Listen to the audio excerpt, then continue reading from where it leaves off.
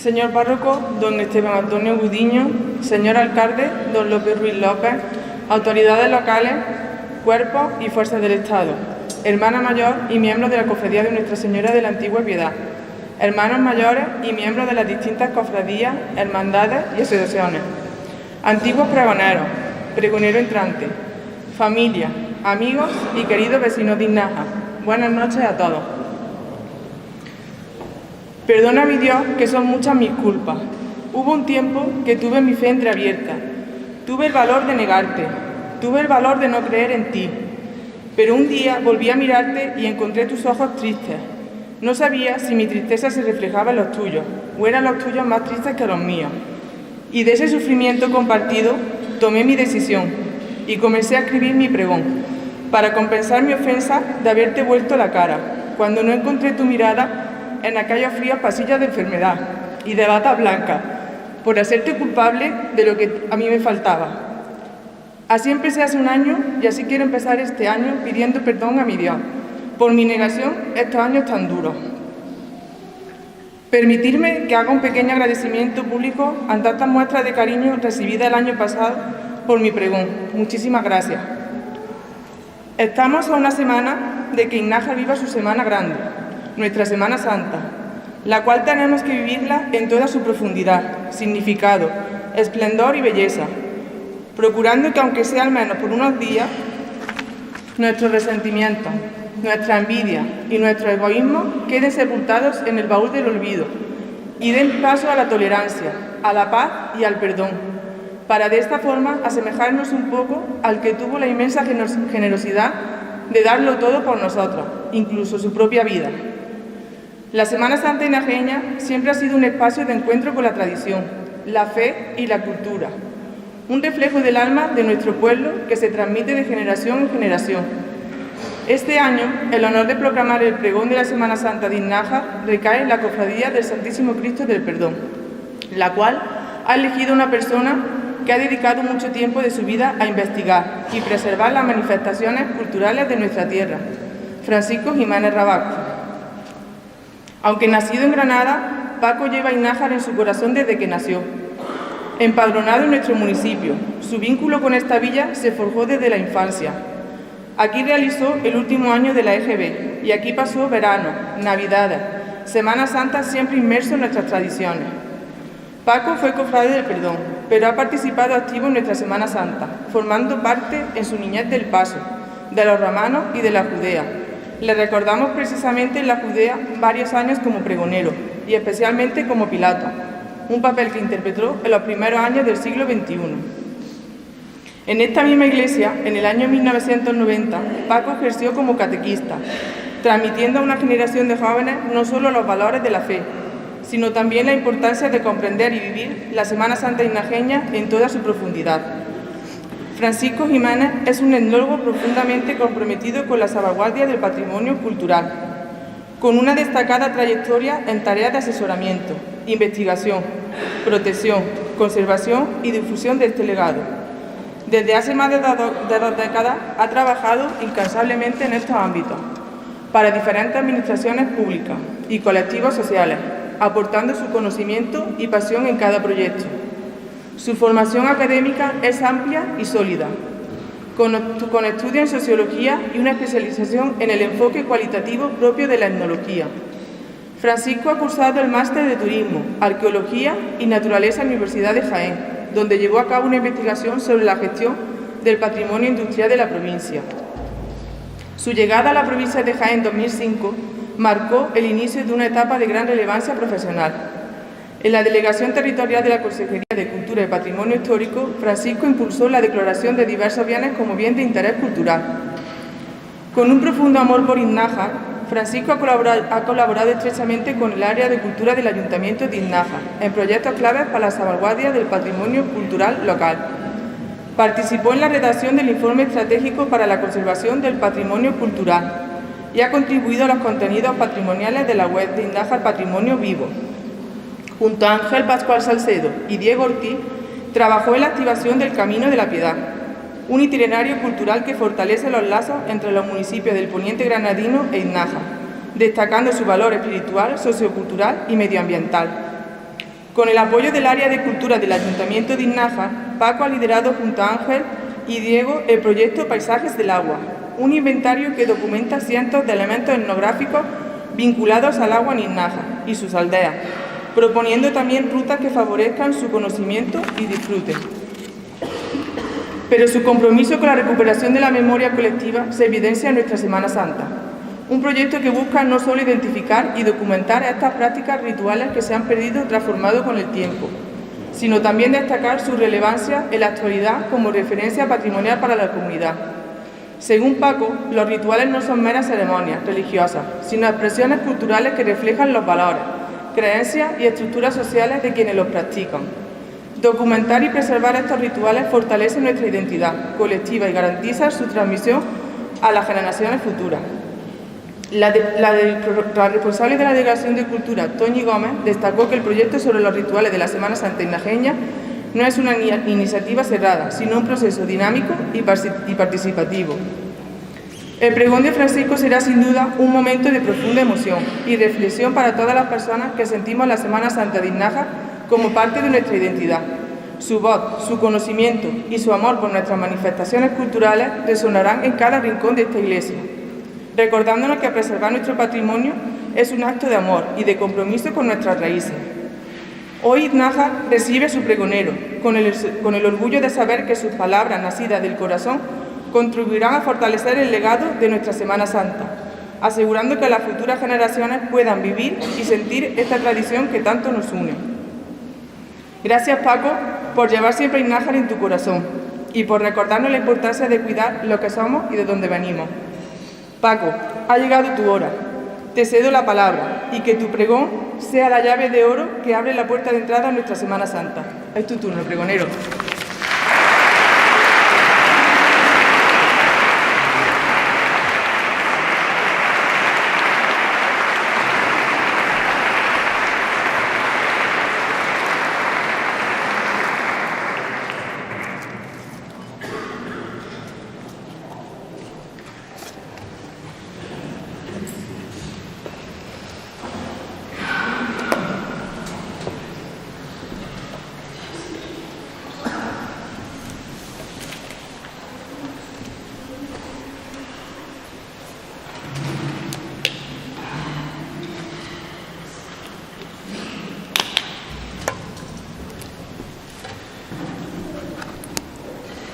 Señor alcalde López Ruiz López, miembros del equipo de gobierno municipal, distinguidas autoridades locales, párroco Esteban Antonio Budiño Briceño, hermanos, hermanas mayores, miembros de las cofradías, hermandades y asociaciones culturales de la Semana Santa de Innájar, hermana mayor y miembros de la Junta de Gobierno de la Cofradía del Santísimo Cristo del Perdón, antiguas y antiguos pregoneros que me precedieron en este acto, familiares, amigas y amigos que me acompañáis esta noche. Bienvenidos, bienvenidas y gracias de todo corazón por vuestra presencia. Gracias, Jessica, por tus afectuosas palabras hacia mí y por tu sincero y emotivo pregón del año pasado, y más aún haciéndolo en esas circunstancias tan difíciles y con esa fuerza con la que lo hiciste. Muchísimas gracias. Aunque no pude estar presente en aquel acto, sí tuve la dicha de escucharlo después a través de Radio Innájar, ese valioso medio municipal que nos une a quienes como yo vivimos lejos, pero sentimos la raíz de nuestro pueblo profundamente arraigada en el corazón. También quiero expresar mi profundo agradecimiento a la agrupación musical Los Romanos de Innájar. Gracias por aceptar la invitación de acompañarme esta noche, dando vida y melodía a estas humildes palabras. Vuestra música no solo embellece este acto, sino que nos transporta y nos envuelve en el espíritu de nuestra Semana Santa. Quiero iniciar estas palabras expresando mi más sincero y profundo agradecimiento a mi prima, Juani Lechado Rabasco, quien me comunicó con ese cuidado y esa generosidad que la caracteriza la decisión de la Junta de Gobierno de la Cofradía del Santísimo Cristo del Perdón de confiarme el inmenso honor de ser el pregonero de la Semana Santa del año 2025. Recibir aquella noticia fue un momento profundamente emotivo y lleno de gratitud. no solo por el honor que supone, sino también por el fuerte vínculo afectivo que me une a esta cofradía. Por este motivo, recojo el testigo con gran humildad de Miguel Gutiérrez Ortiz, anterior pregonero de la Cofradía del Perdón y uno de sus fundadores, que nos dejó hace 5 años.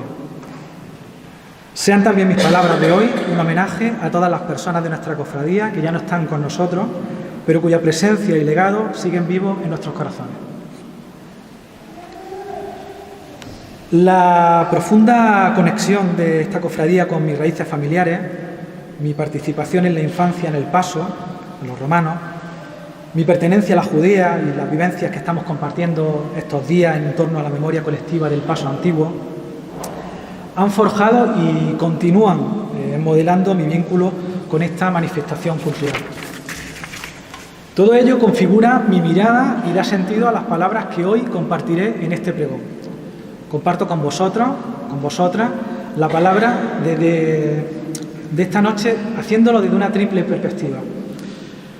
Lo haré como participante activo en la Semana Santa de Innájar, lo haré como persona que trata de comprender la ritualización de la pasión, muerte y resurrección de Jesús como una oportunidad única para la introspección, lo haré como investigador, cuya curiosidad por lo social y lo cultural me impulsa a explorar y reflexionar sobre lo que acontece más allá de uno mismo.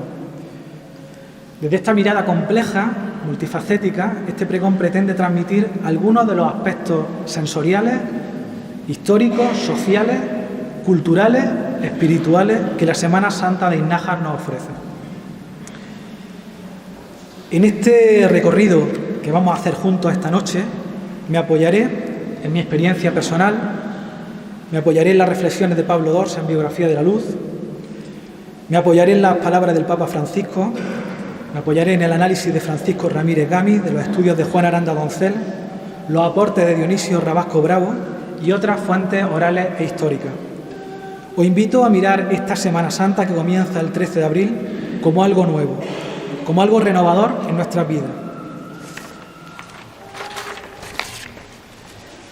A través de la contemplación de sus múltiples sonidos, olores y gestos, podremos ser conscientes del maravilloso legado que nuestra Semana Santa alberga, de su belleza y de su poder de transformación colectiva.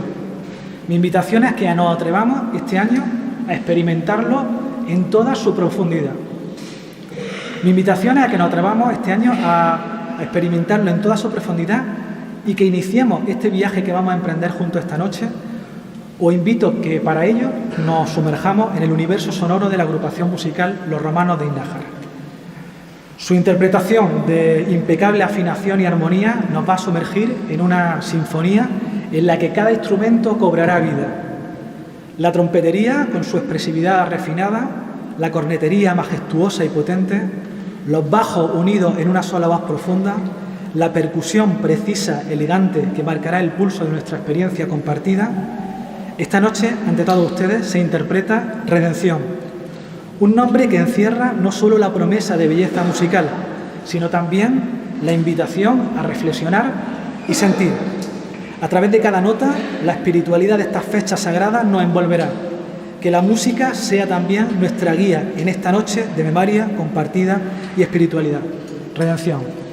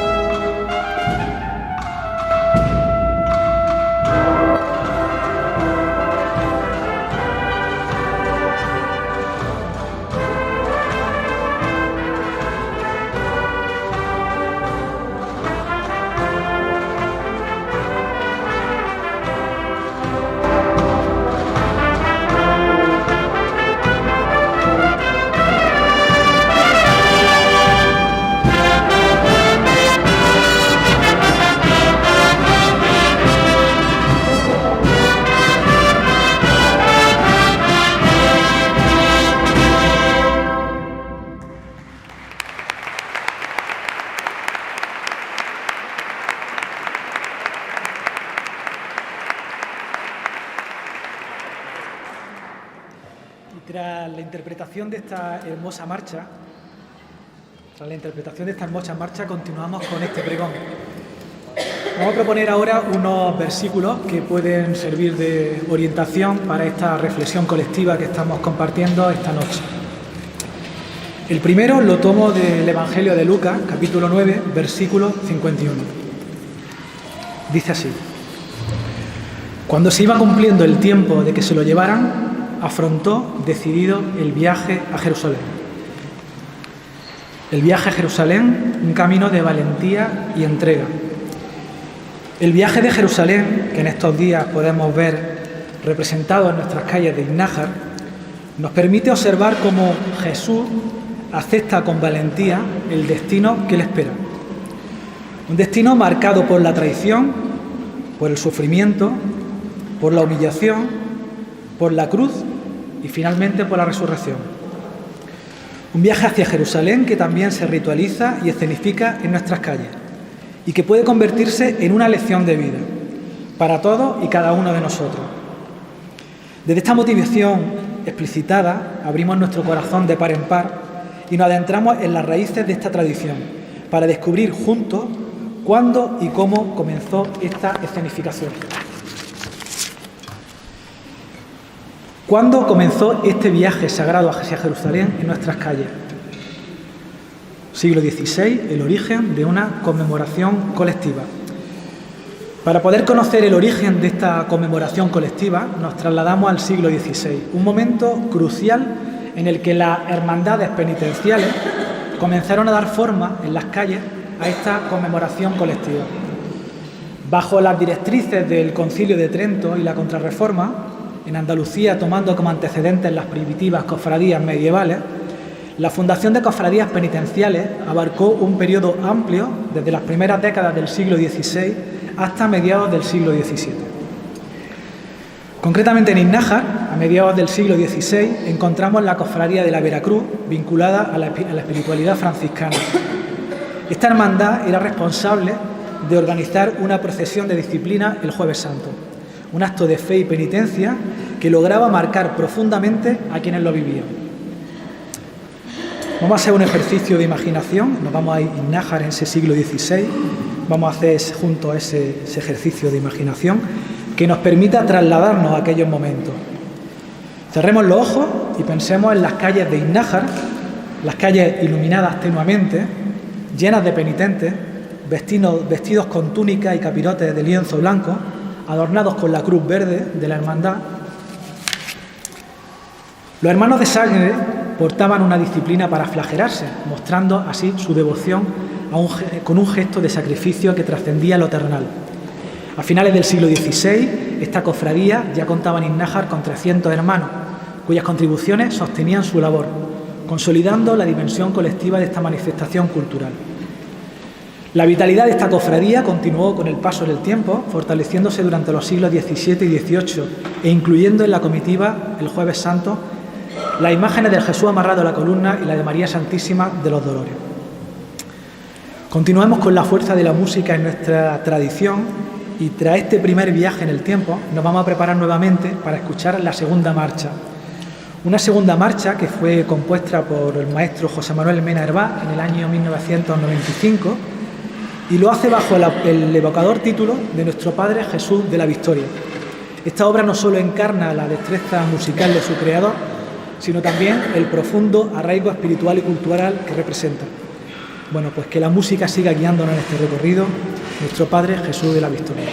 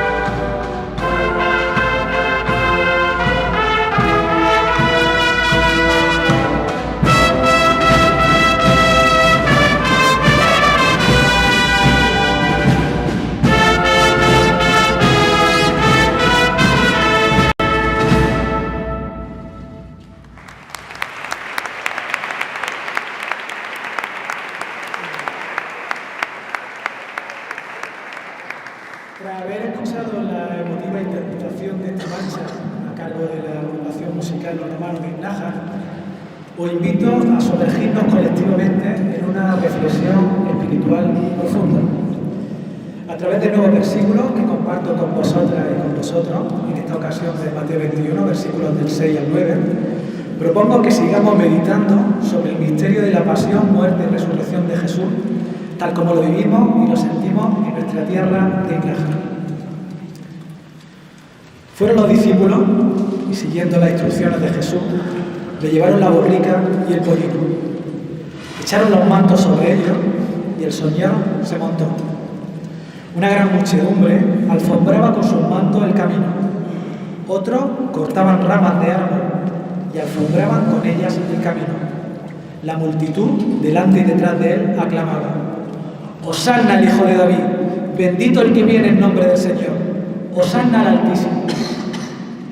Domingo de Ramos en Nájar, una tradición vivida. Así sucede cada Domingo de Ramos en Nájar, desde la ermita del Santuario de la Virgen de la Piedad hasta el templo en el que hoy estamos. Se conmemora la entrada triunfal de Jesús en Jerusalén. Conmemoramos ritualmente cómo Jesús llega a casa, cómo regresa con el deber cumplido y con la paz que ello conlleva. Escenificamos cómo entra en Jerusalén montado en una borriquita y no en un caballo altivo. El caballo representa la conquista, el poder terrenal. La borriquita, sabemos en Nájar, representa en cambio la humildad, un reino que no es de este mundo. Ese simbolismo de la humildad y la verdadera realeza. Este gesto ritual es profundamente simbólico. Nos recuerda que la verdadera realeza no se mide por signos externos de grandeza, sino por la profundidad de la misión cumplida. Jesús nos enseña en el ritual ignajeño que la verdadera fuerza reside en la humildad y en la coherencia. Un camino de contradicciones. Sin embargo, este camino no es un camino que está exento de contradicciones. Sabemos a través del paso que aquellos que aclaman a Jesús como rey serán los mismos que poco después gritarán: «Crucifícale». Este es el misterio de la condición humana. La gloria y la caída son parte del mismo cambio, del mismo camino. Entrada triunfal y preparación para la muerte. La entrada triunfal en Jerusalén no es solo un acto de celebración, sino también una preparación para la muerte. Por ello, cada año en Nájar, y tenemos referencia documental de este ritual desde 1638, se nos invita, al igual que a Jesús cada Domingo de Ramos, a elegir entrar en nuestra Jerusalén, abrazar nuestro destino, proclamar con humildad y fe nuestro propio reino interior. Emprendamos juntos un segundo viaje en el tiempo. Cerramos nuevamente los ojos e imaginamos que nos trasladamos a aquel instante que hemos evocado, la solemne entrada en Jerusalén en pleno segundo tercio del siglo XVII. Pero ahora nos encontramos en el año 1649, cuando la villa se vio asolada por un devastador brote de peste que redujo la población. En medio de la incertidumbre, en medio del sufrimiento, la comunidad se aferró con más fervor a la fe, buscando en lo divino la fortaleza para sobrellevar la adversidad. La Cofradía de Jesús Nazareno, un legado para nuestra Semana Santa. Precisamente 10 años más tarde, en 1659, en un contexto de procesiones, rogativas, novenarios para implorar el favor divino, encontramos la primera mención a la Cofradía de Jesús Nazareno en el libro primero de Cabildo. Aquel mismo año, Bernardino Ordóñez Bilbao asumió la responsabilidad de ser el hermano mayor de la misma. Recordemos que aunque el documento original del libro primero de Cabildo se ha extraviado, debemos agradecer que conocemos parte de su contenido gracias a la meticulosa transcripción que llevó a cabo Ángela Roca Lara en el año 2013. La penitencia y la devoción en las calles de Nájar. Desde su fundación en el segundo tercio del siglo XVII, la Cofradía de Jesús Nazareno alcanzó un profundo arraigo en todos los estratos sociales de Nájar. Uno de los aspectos más llamativos fue la incorporación de una forma de penitencia distinta a la que hasta entonces practicaban los cofrades. Durante la procesión de la madrugada del Viernes Santo, los devotos caminaban descalzos, cargando pesadas cruces de madera sobre su hombro. en una conmovedora imitación del sacrificio de Cristo en su camino hacia el Calvario. Acompañaban a Jesús Nazareno la imagen de la Virgen de los Dolores, referenciada en el libro primero de los Cabildos como Nuestra Señora o Soledad. Estaba también con ellos acompañando San Juan y la Magdalena. En el año 1662 encontramos la primera mención a la Verónica y también se especifica que, por no tener hermano mayor la Cofradía de la Soledad, se agregue a esta nuestra cofradía para que la cuide y no se quede sin hacer procesión. El Santo Entierro, un honor para la Cofradía de los Nazarenos. Finalmente, al caer la tarde de este solemne día, la misma Cofradía de Jesús Nazareno tenía el honor de organizar la procesión del Santo Entierro, con las imágenes del Cristo yacente en el sepulcro y la Virgen de los Dolores. El auge de las cofradías penitenciales. Durante el siglo XVII y la primera mitad del siglo XVIII, las cofradías penitenciales del Obispado de Córdoba vivieron un periodo de esplendor y auge, incorporando elementos de estética barroca en sus comitivas. En este momento cuando se empiezan a incluir sermones y representaciones bíblicas en los cortejos procesionales. La Cofradía de Veracruz será la responsable de la representación del prendimiento del Jueves Santo. La Cofradía de Jesús Nazareno incorporará soldados romanos, judíos, evangelistas y civiles, y otras figuras bíblicas como el rey David ataviado con su atuendo, atributos y rostros de cartón. El Sermón del Paso y las representaciones de la Pasión. En la mañana del Viernes Santo tenía lugar el encuentro de la imagen de Jesús y la Virgen y el llamado Sermón del Paso, que comenzaba con la representación de la expulsión de Adán y Eva del paraíso terrenal, al cometer el pecado original. A continuación se significaba el sacrificio de Isaac y otras secuencias de la Pasión. La conclusión del Viernes Santo, el Sermón del Descendimiento. Finalmente, en la tarde del Viernes Santo se concluía con el Sermón del Descendimiento, que en Najas conocemos como las tinieblas, que precedía a la procesión del Santo Entierro. Bueno, pues ahora un nuevo latido musical nos aguarda y finalizamos este segundo viaje que hemos hecho en el tiempo, apresurado, pero ese nuevo latido musical nos aguarda con una especie de nueva oración convertida en melodía. Ahora los compases nos conducirán hasta una de esas marchas que no solo se escuchan, sino que se sienten en lo más hondo del alma. Sonará Costaleros del Amor. Es una obra nacida del talento de Alejandro Moreno Rodríguez, que desde su estreno en el año 2008 quedó impresa en el corazón cofrade. Pero esta no es una simple marcha procesional, es un himno a la entrega silenciosa, al sacrificio anónimo de quienes con paso firme y acompasado sostienen sobre su hombro el peso sagrado de la devoción. La marcha como un suspiro de esfuerzo y de fe. Cada nota la vamos a escuchar como resuena, como un suspiro de esfuerzo, como un latido de fe que se eleva hasta el cielo, difundida por la agrupación musical Nuestro Padre Jesús Despojado de Jaén. Costaleros del Amor encuentra cada lunes santo su estación de penitencia junto a la Hermandad de Amargura. Costaleros del Amor.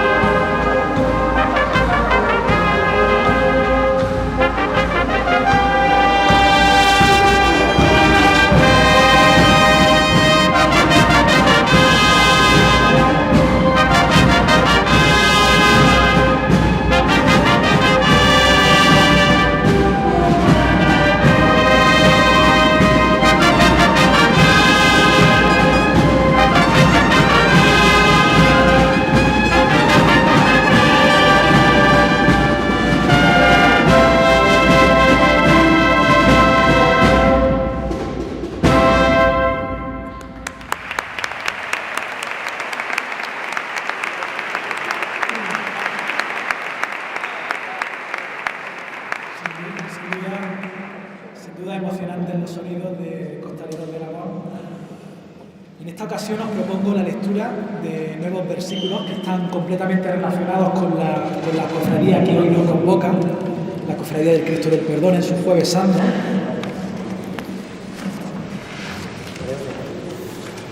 Dicen así: se levantó de la mesa, se quitó el manto, se ató una toalla a la cintura, luego echó agua en un recipiente y comenzó a lavarle los pies a sus discípulos y a secárselos con la toalla que llevaba en la cintura. Cuando llegó a Simón Pedro, este dijo: ¿y tú, Señor, me vas a lavar los pies a mí? Ahora no entiendes lo que estoy haciendo, pero lo entenderán más tarde. No, jamás me lavarás los pies. Jesús contestó: si no te los lavo, no tendrás parte conmigo. ¿Entendéis lo que he hecho? Vosotros me llamáis Maestro y Señor, y tenéis razón porque lo soy.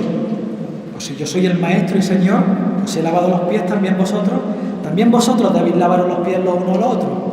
Os he dado un ejemplo, para que vosotros hagáis lo mismo que yo os he hecho. Juan capítulo 13, versículos del 1 al 8, del 12 al 15. El lavatorio de los pies es un acto de transformación y entrega. Aquí en Innájar, en este espacio consagrado, o antaño, frente a la casa de Paula García Camacho, cuando el paso cobraba vida en el llano, y aún hoy, cada sábado santo, en su representación actual, los innajeños e innajeñas hemos vivido, a través del ritual del lavatorio de los pies, un aprendizaje de entrega y una transformación profunda. Vamos a rastrear un poco lo que es el simbolismo del lavatorio. Cada año podemos experimentar con emoción y con humildad cómo Jesús, con un gesto de entrega absoluta, se despoja de su manto, ese manto que simboliza su identidad, su autoridad, su dignidad, para ceñirse la toalla de los servidores. Es un acto que trasciende la humildad, es la renuncia a todo poder para convertirse en el siervo de todos. Vemos la resistencia de Pedro y vemos también nuestra propia fragilidad, ¿no? Pedro lo vemos a través del paso, sobre todo directamente a través del paso, son los detalles que nos ofrece, ¿no? Cómo Pedro, con su impetuosa sinceridad, se resiste a que el Maestro se incline ante él. Y sin embargo, ¿por qué reacciona así? ¿Por qué, como Pedro, nos cuesta aceptar que alguien se abaje para servirnos? Quizá porque ser objeto de un amor tan radical nos desconcierta, nos deja sin defensa, nos sitúa ante nuestra propia fragilidad y nuestra necesidad de ser amados. Tomamos conciencia de este ritual y vemos el misterio del servicio como una especie de llamada que nos invita a la transformación. Y además de esta profunda enseñanza moral que vemos en el paso, en la que comprendemos que no hay magisterio sin servicio, que no hay poder sin entrega, que no hay Dios sin humanidad, porque lavar los pies a un hermano o hermana no es solo un acto de humildad, es un gesto sacramental, un signo visible de una realidad que nos sobrepasa. Desde luego, un ritual transformador en Innájar. En Innájar, cada año se nos invita a realizar gestos que tienen una gran potencia simbólica y transformadora. En el agua que purifica, en las manos que se inclinan para tocar los pies del otro, se manifiesta el misterio de una divinidad que se abaja, que sirve, que ama sin medida. Vamos a hacer ahora otro viaje en el tiempo, nos vamos ya a 1744. Recordemos que España en ese momento está gobernada por Felipe V, cuya salud está quebrantada tanto en cuerpo como en espíritu. En Innájar, tras décadas marcadas por brotes esporádicos de peste, como hemos comentado, ya la enfermedad casi ha desaparecido y la población crece de forma sostenida.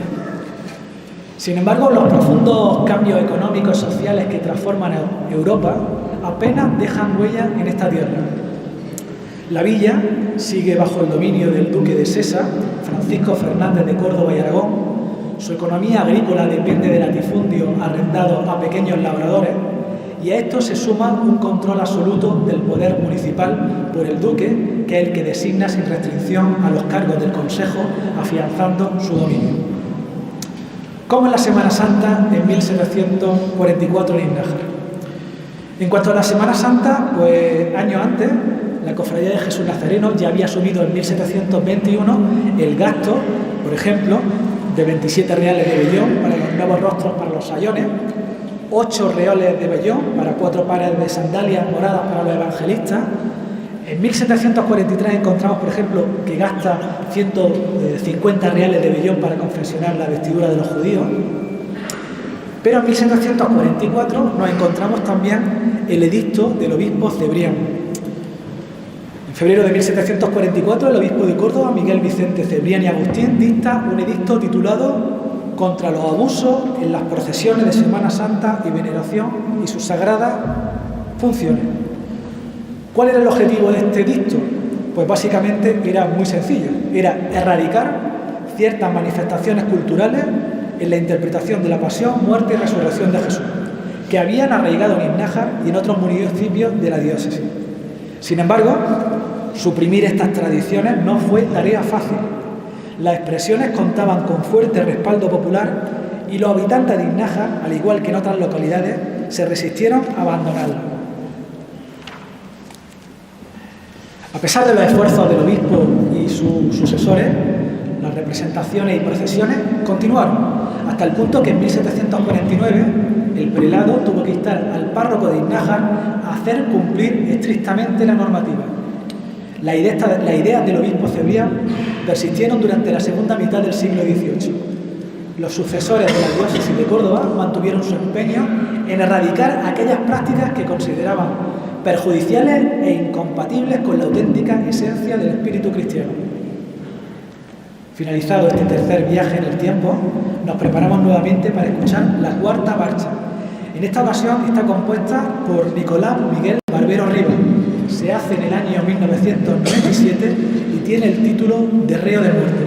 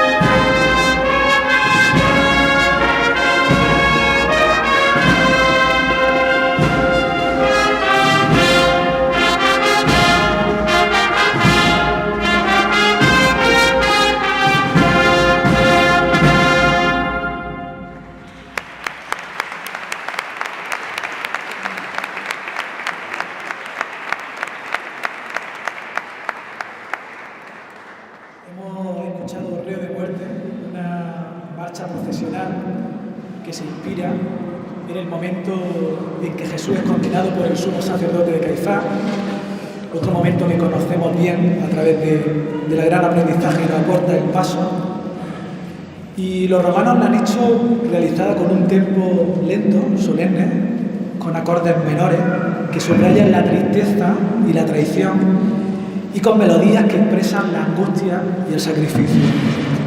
Además, el uso de instrumentos de viento y percusión añade una capa de solemnidad y reverencia.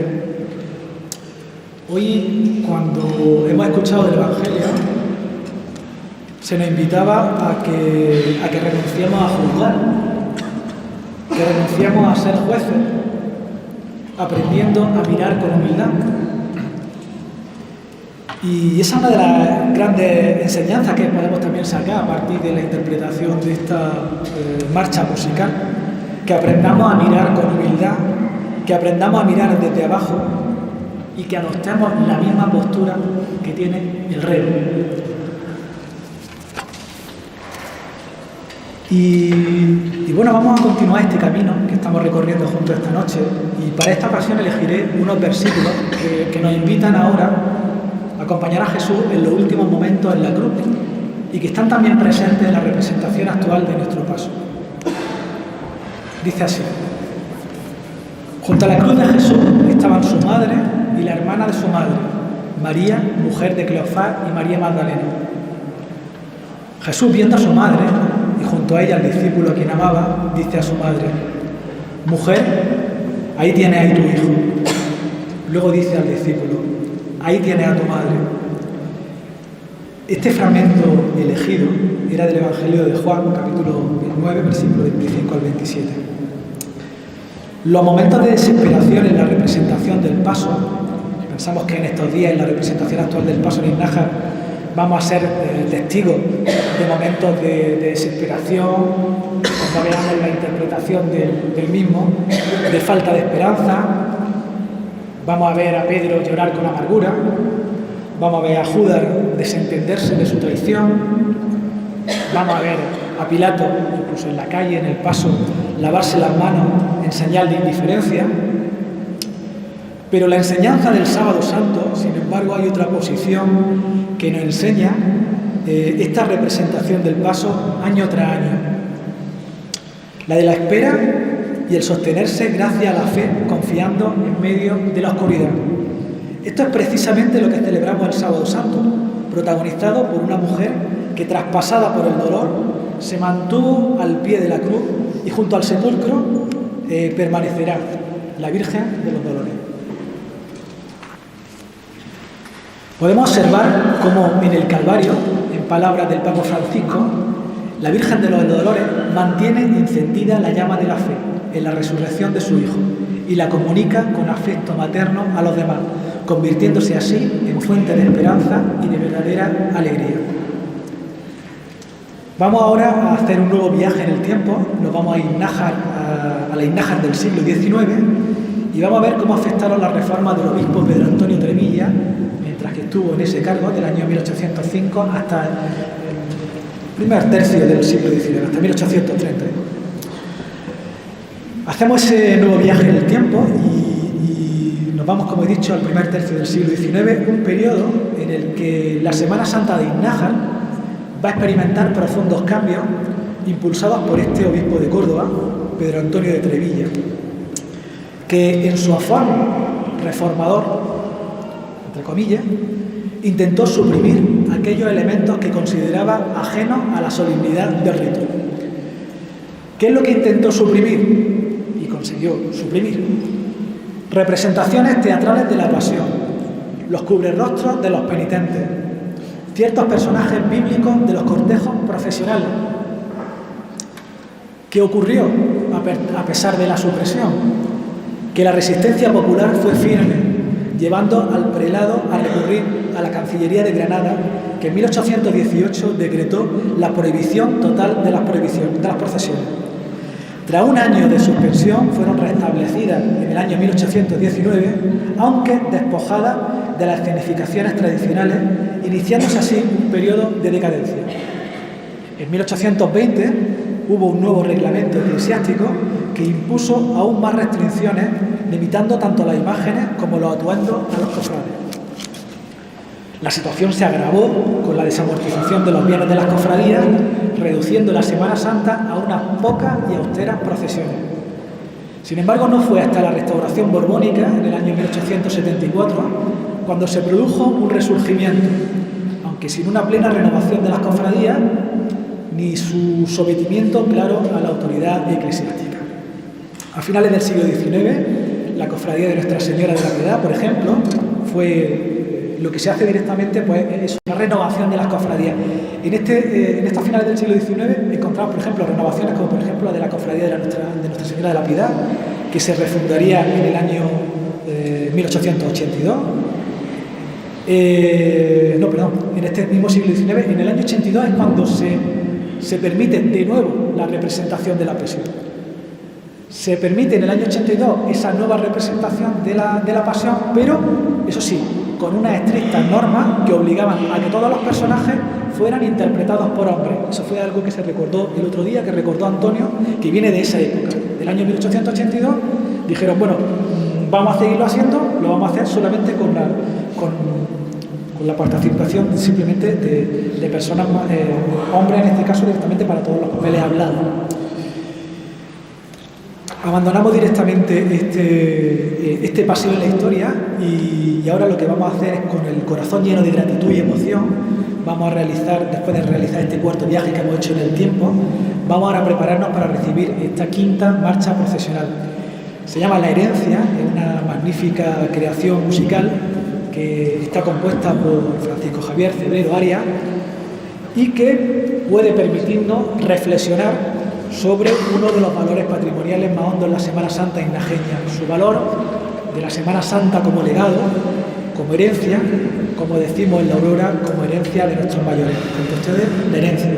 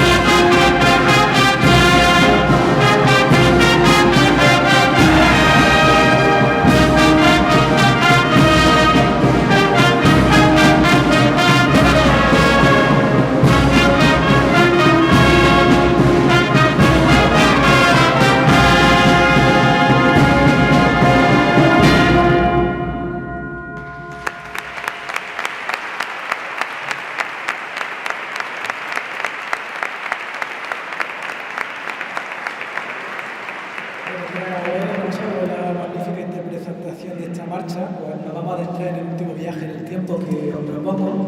Hemos estado en el siglo XVI, hemos estado en el siglo XVII, hemos hecho algunas paradas concretas en el siglo XVIII, también algunas cositas en el siglo XIX, y vamos a llegar al siglo XX y he propuesto directamente dos paradas.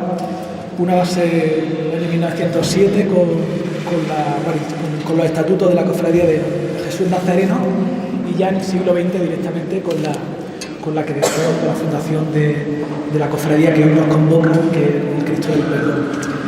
Y claro, este viaje al pasado reciente del siglo XX y al momento presente, pues nos vamos a centrar ya en la cofradía del Perdón, que hoy es la que, como digo, nos convoca.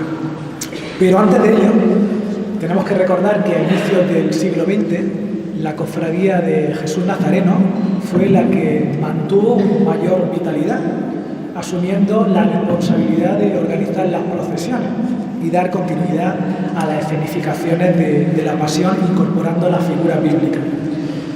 Estos aspectos los podemos ver reflejados en los estatutos de la Cofradía de Jesús Nazareno, elaborados en abril de 1907. En ellos figuran, además de los llamados hermanos de túnica, aparecen las hermandades de apostolado, los soldados romanos y los judíos, cada una regida con reglamentos específicos. Año 1961, fundación de la Cofradía del Santísimo Cristo del Perdón.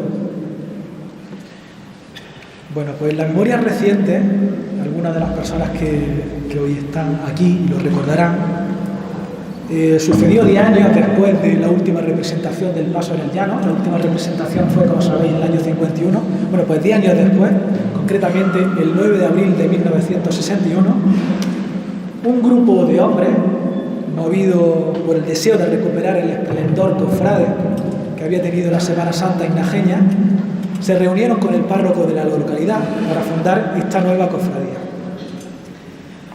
La reunión tuvo lugar en el Café Las Cuatro Esquinas y congregó a numerosos feligreses comprometidos con este objetivo. Tras la deliberación, acordaron constituir oficialmente la cofradía, elaborar un reglamento y solicitar la aprobación eclesiástica. Asimismo, ese día se estableció una cuota mensual para sufragar los gastos de la vestimenta y la ornamentación de la imagen sagrada.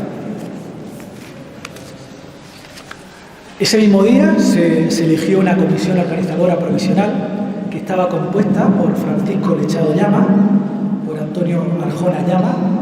Francisco Lechado Llama era el presidente, Antonio Arjona Llama como secretario y Rafael Garrido Tirado, que era como tesorero.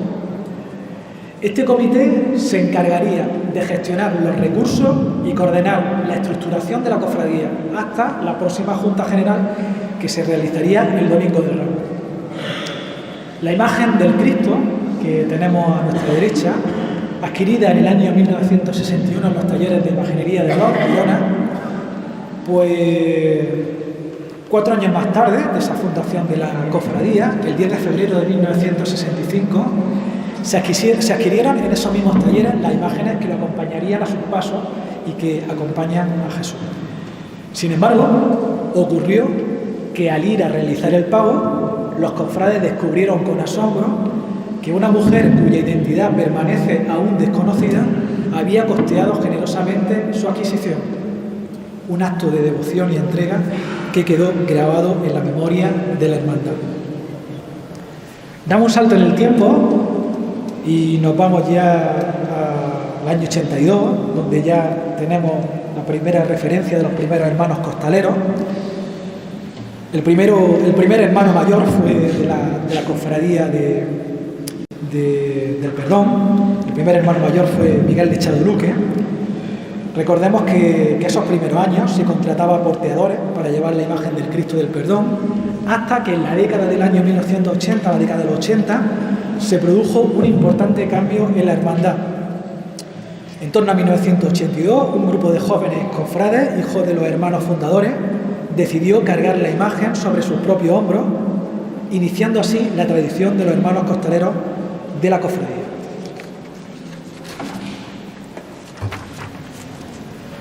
Entre esos pioneros se encontraba Juan Alfonso Garrido, Francisco Garrido, Miguel Pavón Espigares, José María y Juan Ignacio Ferreira, Dionisio Rabasco, entre otros, y ese compromiso sentó las bases de una costumbre que ha perdurado y perdura hasta la actualidad. Nos vamos a finales de los 80 y es importante porque también va a ser los años de incorporación de las mujeres penitentes. Pensemos que ya desde los años iniciales de los 60 algunas mujeres intentaron procesionar como penitentes enfrentándose a la resistencia de la época. Sin embargo, no fue hasta finales de los años 80 cuando, con el beneplácito ya de la cofradía, la hija de aquellas pioneras lograron incorporarse plenamente a la procesión, contribuyendo a este camino y sobre todo a este cambio colectivo dentro de la hermandad. Vamos directamente ya al siglo XXI y los resultados de ese siglo XXI los podéis ver a la derecha. Ya en el siglo XXI se emprendió con gran empeño la restauración del Santísimo Cristo del Perdón en el año 2014. Una imagen que tras años de desgaste y arreglo no supervisado, pues necesitaba una atención especializada y profesional. Y en este caso, con la colaboración de Julián Hinojosa y Jesús Purche Marfil, se llevaron a cabo trabajos minuciosos que incluyeron, pues como veis, pues todo lo que es la limpieza y la repolicromía de la imagen y la renovación de la cruz y la cartela con las inscripciones que veis en las 3 lenguas y la sustitución de las potencias en plata vieja. En el 2014, esa restauración culminó en agosto de 2014 y fue presentada precisamente en esta misma parroquia de Santiago Apóstol, en la que hoy nos encontramos, para que todo el pueblo de Iznájar contemplara el esfuerzo que se había realizado. 7 años después, ya en el año 2021, se asumió la restauración de la Virgen y San Juan, imágenes que con el paso del tiempo también requerían esa intervención para recuperar su belleza original, y en febrero de ese año, bajo la responsabilidad de Antonio Flores Avilés, la Virgen fue restaurada con especial atención a sus desconchones y el pedestal, además de platearse su corona. Poco después, en marzo, se acometió la restauración de San Juan, aplicando los mismos cuidados y renovaciones que la imagen de la Virgen. Estos trabajos, sin duda, han sido testimonio del profundo arraigo y devoción que los cofrades del Perdón tienen con sus imágenes, que fueron adquiridas, como hemos dicho, por sus padres y sus abuelos. Hoy, 5 de abril del 2025, lo que podemos hablar es del presente y del futuro de la cofradía. Presenciamos con emoción cómo se han incorporado este año precisamente niños, niñas, jóvenes a la Cofradía del Perdón, descendientes de aquellos que forjaron esta hermandad. Y la verdad que esta hermosa tercera generación afrontará este Jueves Santo su primera estación de penitencia. Y van a ser fruto de ese testimonio vivo del arraigo de esta cofradía, de la continuidad, de la vitalidad de nuestra tradición cofrade, que sigue latiendo en nuestros corazones y que la sienten y la transmiten con amor y con devoción.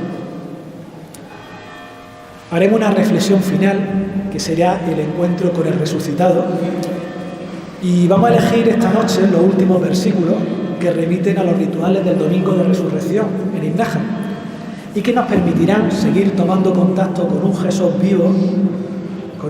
vivo que nos invita a participar de su presencia de amor, que nos responsabiliza, que nos pone en acción, con energía renovada, como ha comentado nuestro párroco, como la experimentamos cada Semana Santa en Iznájar.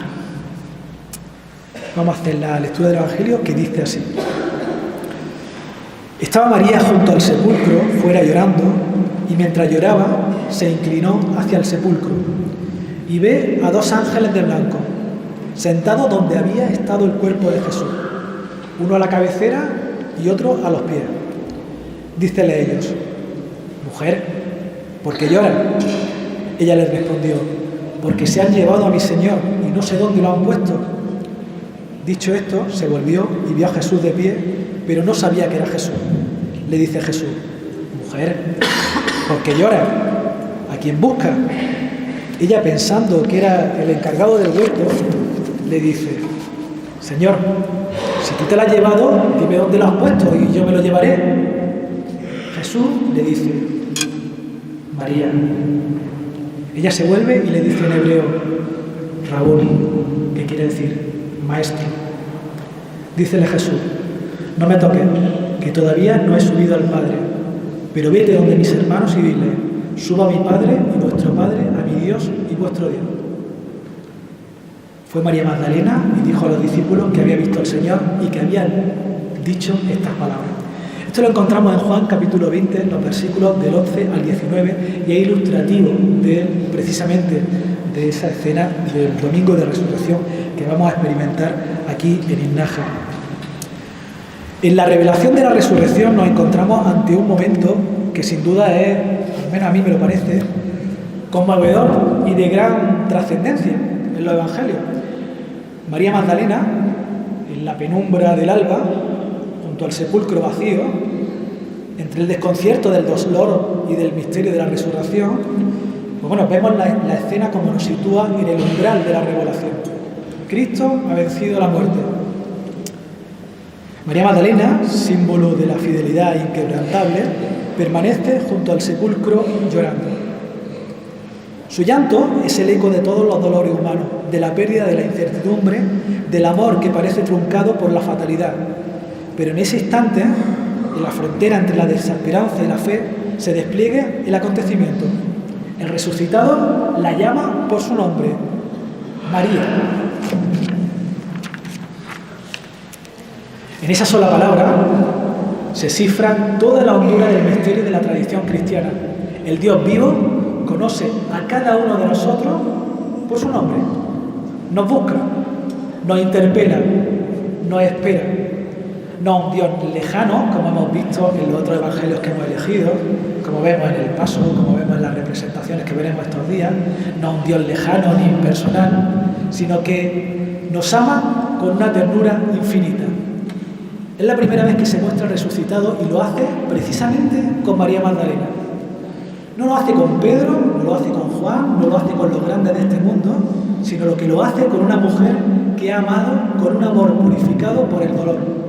Una discípula que ha seguido a Jesús desde Galilea, que ha compartido su proyecto de liberación, que ha estado al pie de la cruz cuando muchos otros huyeron, y en este gesto divino se revela la lógica del reino. La primacía no se otorga ni por título ni por privilegio, sino por la profundidad del amor y la fidelidad del corazón. Jesús, el jardinero del alma. En su desconcierto, María no reconoce al Maestro al principio, lo confunde con un jardinero. Y sin embargo, con esta confusión hay una verdad simbólica profunda. Cristo, el nuevo Adán, el jardinero del alma, el que siembra la semilla de la vida eterna en el corazón humano. También en Innájar, la creación comienza de nuevo en la mañana de Pascua. La historia se reinicia cada año bajo la luz del resucitado, pero hay un detalle que no podemos pasar por alto.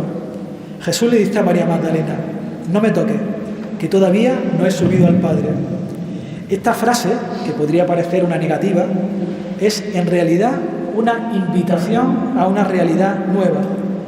No se trata ya de una posesión física, de un contacto sensible, sino de una comunicación más honda, de una comunión, de una adhesión de fe. María Magdalena ha de comprender que la relación con Cristo resucitado es ahora de otro orden, es la fe que permite el verdadero encuentro con Él. María Magdalena recibe una misión, vete donde mis hermanos y diles. Ella se convierte así en la apóstol de los apóstoles, la primera mensajera del triunfo de la vida sobre la muerte. En su testimonio vemos que el anuncio de la resurrección no es solo una verdad doctrinal, sino una experiencia vivida, un acontecimiento transformador que transforma y que ilumina toda la existencia. La Semana Santa de Innájar es un testimonio vivo porque en nuestra propia vida también hay momentos de noche oscura, también hay momentos de sepulcro sellado, también hay momentos de preguntas sin respuesta, pero el mensaje de este Evangelio es claro. La última palabra no es del sufrimiento ni de la muerte, sino de la vida. Cristo ha resucitado y nos llama a cada uno de nosotros, a cada una de nosotras, por nuestro propio nombre. María, Antonio, Rafael.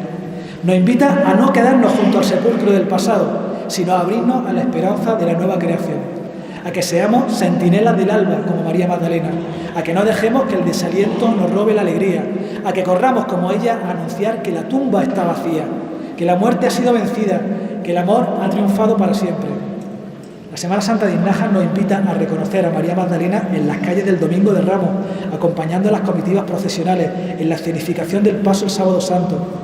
La Semana Santa de Iznájar nos llama a ver a la Virgen María el Viernes Santo en el Paso y nos representa como reflejo, nos la representa a la Virgen como escucha atenta, como entrega incondicional, nos la presenta como presente dentro de lo cotidiano. La Semana Santa de Iznájar nos impulsa a reflexionar sobre la experiencia viva de Jesús en cada uno de nosotros, en cada una de nosotras, y hacerlo desde esta manifestación cultural que se transmite de generación en generación cada primavera. Por todo ello y por otras razones que resuenan en el alma de nuestro pueblo, os invito estos días a contemplar Iznájar a la luz de la pasión, de la muerte y la resurrección de Cristo. A descubrir en cada ritual, en cada imagen, en cada oración, cómo Jesús nos ofrece por encima de todo una oportunidad única para mirar hacia nuestro propio corazón. Esta es mi humilde propuesta esta noche. Que en estos días sepamos ver en cada rincón de Iznájar el latido de una manifestación cultural como es la Semana Santa que nos une, el eco de unas prácticas rituales que nos trascienden, el reflejo de un Jesús que en Iznájar también camina con nosotros cada primavera. Infinitas gracias por acompañarme en esta noche tan especial para mí, que esta Semana Santa nos renueve, que esta Semana Santa nos fortalezca y que nos haga sentir más que nunca el alma de nuestro pueblo. ¡Viva el Cristo del Perdón! ¡Viva! ¡Viva la Semana Santa de Iznájar!